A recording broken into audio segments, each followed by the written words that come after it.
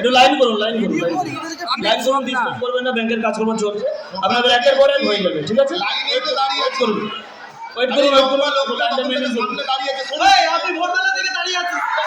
অযথা যুদ্ধ করবেন না, অযথা যুদ্ধ করবেন না, আপনারা নিজেরা শান্ত থাকুন, লাইন করুন, একের পর এক সব ঠিক হয়ে যাবে, আপনাদের সবার টাকা আপনারা পেয়ে যাবেন। ঠিক আছে, ঠিক আছে, থাকুন। আরে এই লোকটা সরুন না, আচ্ছা, এখন এখন ব্যাংকের লাঞ্চ টাইম, আপনারা পারলে ওয়েট করুন, অথবা আপনারাও পারলে লাঞ্চ করে আসুন, কিন্তু অযথা লাইনে দাঁড়িয়ে চিৎকার চেঁচামেচি হয়ে করবেন না, আপনারা ওয়েট করুন, এখন লাঞ্চ টাইম। আরে দাদা, সেই সকাল 11টা থেকে শুধু শুনছি লাঞ্চ চলছে, লাঞ্চ চলছে, কি 5টা পর্যন্ত লাঞ্চই হয় নাকি? এই ব্যাংকটা কি শুধু লাঞ্চের জন্য খোলা হয়েছে? আরে ডিনারটা করে নিন না। সকাল থেকে লাইন দাঁড়িয়ে টাকা তুলতে এসেছি আর আপনাদের লাঞ্চ টাইম চলছে। ওই কম্পিউটারটাকে বলুন আমার জন্য একটা কপি করে আনতে। বুঝতে পেরেছি আপনাদের কথা, আমরা তো সবাই মানুষ, একটু ধৈর্য ধরুন, সব কিছু হয়ে যাবে, আমাদের এই মুহূর্তে লাঞ্চ টাইম চলছে, একটু ওয়েট করুন। আচ্ছা দাদা, আমাদের ব্যাপারটা দেখুন একটু। সেই সকাল থেকে লাইন দিয়ে দাঁড়িয়ে আছি, এটাও তো আমাদের দেখতে হবে না? একটু ওয়েট করুন, হয়ে যাবে, হয়ে যাবে। ও দাদা একটু সরুন না। লাইন করে রাখুন, লাইন করে রাখুন, লাইন করে রাখুন, একটু লাইন করে রাখুন, লাইন না করলে কিন্তু আমরা মেনটেন করতে পারবো না, লাইন না করলে। এই কম্পিউটারটা কি হলো হঠাৎ হঠাৎ বন্ধ হয়ে গেল, এই খুলছে না কেন? এই টনি বাবু একটু দেখুন। হ্যাঁ, কি হয়েছে, কি হয়েছে, কি হয়েছে? আর দেখুন, দেখুন, দেখুন তো কি হলো দাদা? কম্পিউটারটা কি আপনাদের সাথে থাকতে থাকতে আপনাদের মতো হয়ে গেল, না কম্পিউটার বা লাঞ্চে চলে গেল? আরে সার্ভার ডাউন হয়ে গেছে, আপনারা একটু ধৈর্য ধরুন। একবার সার্ভার ডাউন, একবার লাঞ্চ, এভাবে আর কতদিন চলবে বলুন তো? কি হলো স্যার, আপনার কি হয়েছে?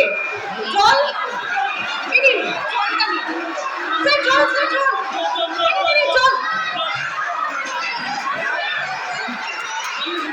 এই নিন, জল।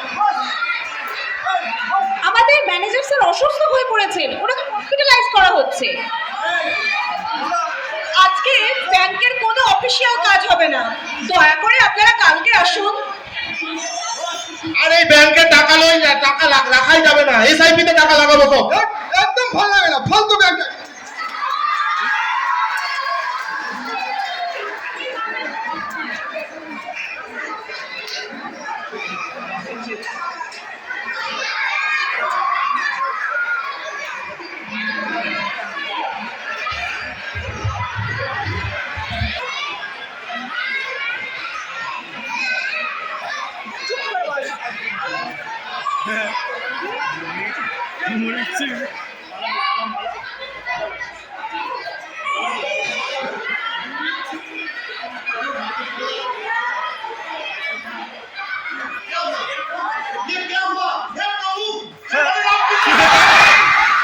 ये क्या हुआ? पैसा भी डूब गया मेरा, मैनेजर भी छोड़ के चला गया।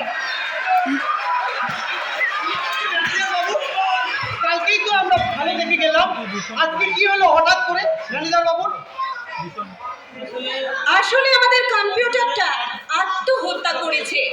তাই তাই জন্য আমাদের ম্যানেজার সাহেব সেই শোকে আমাদের দুনিয়া ছেড়ে চলে গেছে, আমাদের সব ছেড়ে শেষ হয়ে গেছে, সব শেষ হয়ে গেছে। কম্পিউটার আবার আত্মহত্যা করে? হতে পারে। দক্ষিণ কোরিয়ায় এক রোবট সিঁড়ির থেকে পড়ে হঠাৎ করে আত্মহত্যা করে। দক্ষিণ কোরিয়ার লোকজন বলে ওটাই নাকি প্রথম আত্মহত্যা। কোনো প্রযুক্তির উপর যদি আপনি নির্ভর করে থাকেন এবং তাকে যদি বেশি চাপ দেয়, এরকম ঘটনা ঘটবেই, এটাই স্বাভাবিক। ও আচ্ছা আচ্ছা, তা ঠিক।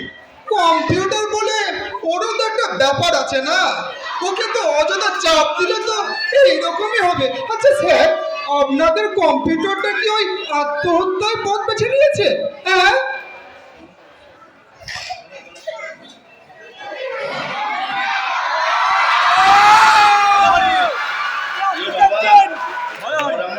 হাসে নাকি? আমি তো হ্যারি পটারে দেখেছিলাম যে ছবি নড়ে চড়ে। আরে এখন তো আমি সামনে দেখতে পাচ্ছি যে মৃত মানুষ হাসছে। কি দিনকাল পড়লো। আরে উনাকে উনার মতো থাকতে দিন, উনি নিজেকে নিজের মতো গুছিয়ে নিয়েছেন।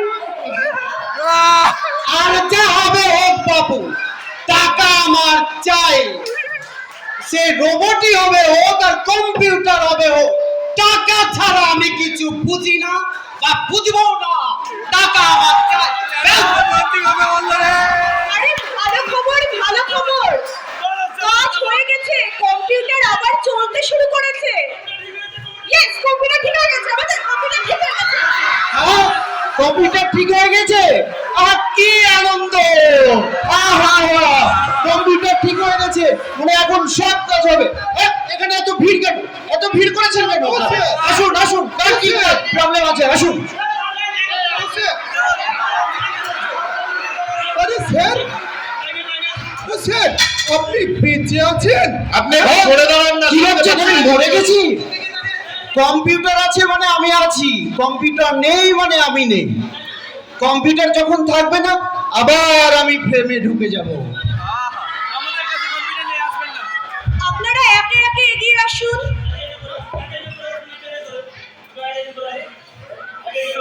আরে দাদা, লাইন মেনটেন করুন।